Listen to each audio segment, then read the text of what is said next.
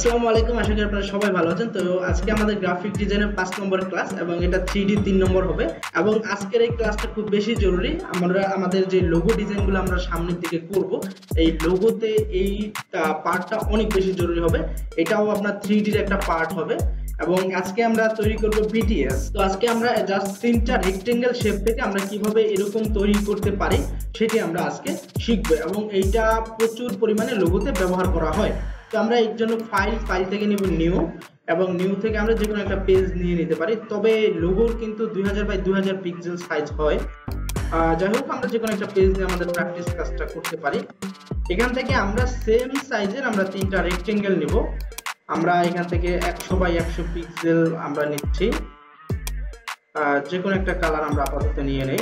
এখান থেকে স্টক কালারটা রাখবো না আমরা। ওকে, এই একটা রেক্টেঙ্গেল এবং আরেকটা কপি করে নিচ্ছি, আলটা প্রেস করে কপি, এবং আরেকটা কপি করে নিচ্ছি। এখন আমরা যাব ইফেক্ট থেকে 3D। এখান থেকে আমাদের রিভলভ এবং স্টার্ট এন্ড বেভেল এই দুইটা অপশন আমাদের শেখা হয়ে গেছে। আপনারা যদি এই ক্লাসগুলো মিস করে থাকেন তাহলে ডেসক্রিপশন বক্সে দেখে নিতে পারেন।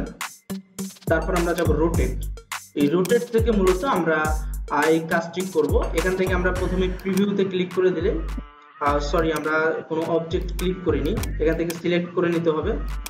এখান থেকে আমরা যাব 3D থেকে যাব আমরা রোটেট। এখান থেকে যদি আমরা প্রিভিউ ক্লিক করি তাহলে আমরা দেখতে পাবো এখান থেকে কিন্তু চেঞ্জ হচ্ছে।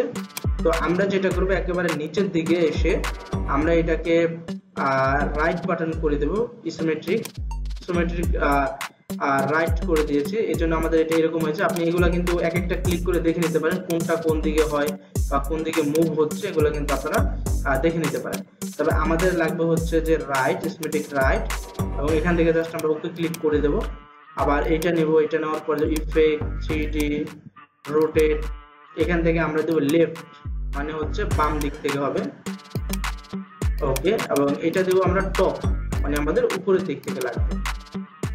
রোটেট, এখান থেকে প্রিভিউ, এখান থেকে দেব হচ্ছে জাস্ট এখান থেকে সিমেট্রিক টপ, এখান থেকে ওকে। তাহলে দেখবেন যে আমাদের কি এরকম একটি মুভমেন্ট তৈরি হয়ে গিয়েছে। এখন আমরা এই তিনটা সিলেক্ট করে অবজেক্ট থেকে এক্সপ্যান্ড অ্যাপিয়ারেন্স করে দেব।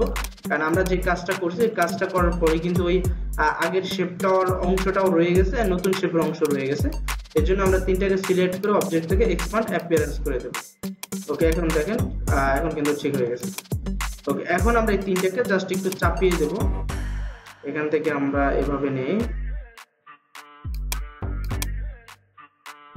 এখন কিন্তু একটি বক্সের মতো এটা তৈরি হয়ে গিয়েছে।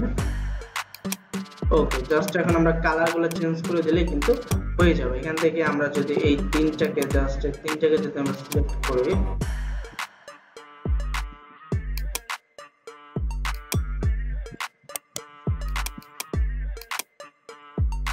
ডিলিট, আমরা তিনটা রেখে দিলাম। আমরা এটা এই কালারগুলো আমরা নেব। আচ্ছা, এখন এইটার থেকে সেম কালারটা নেওয়ার জন্য আমরা আই ড্রপার ইউজ করব।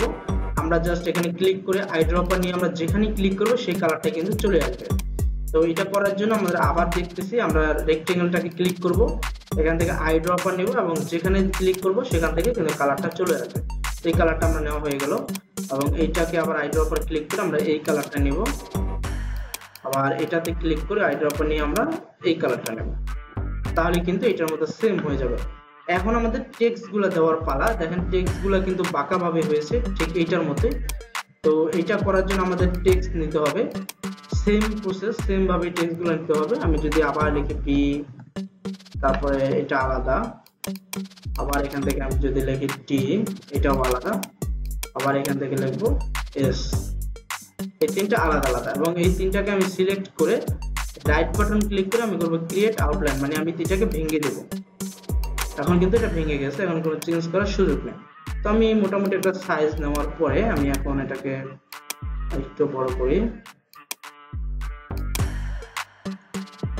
মোটামুটি তিনটা সাইজ রাখবো।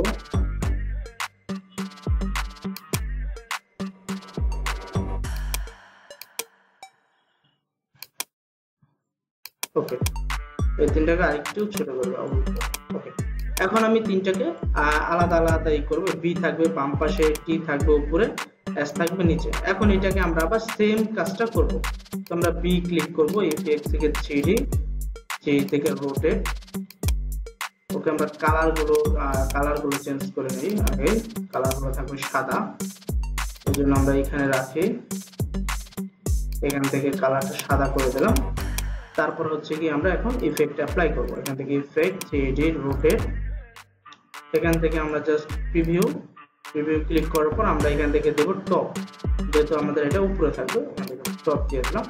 ওকে, তারপর হচ্ছে কি আমাদের এটা আবার দেব হচ্ছে লেফট, এখান থেকে 3D থেকে রোটেট, এখান থেকে প্রিভিউ, এবং এটা হবে কি লেফট। ওকে, তারপর এটা হবে হচ্ছে রাইট।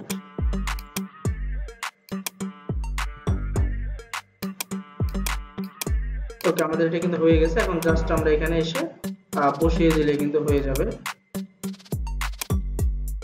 আপনারা বুঝতে পারতেছেন যে কাজগুলো কতটা ইজি। আপনারা এই কাজগুলো প্র্যাকটিস করবেন, বেশি বেশি প্র্যাকটিস করলে আপনারা যখন ডিজাইনে আমরা যাব তখন কিন্তু আপনার কাছে ডিজাইনগুলো খুবই ইজি মনে হবে।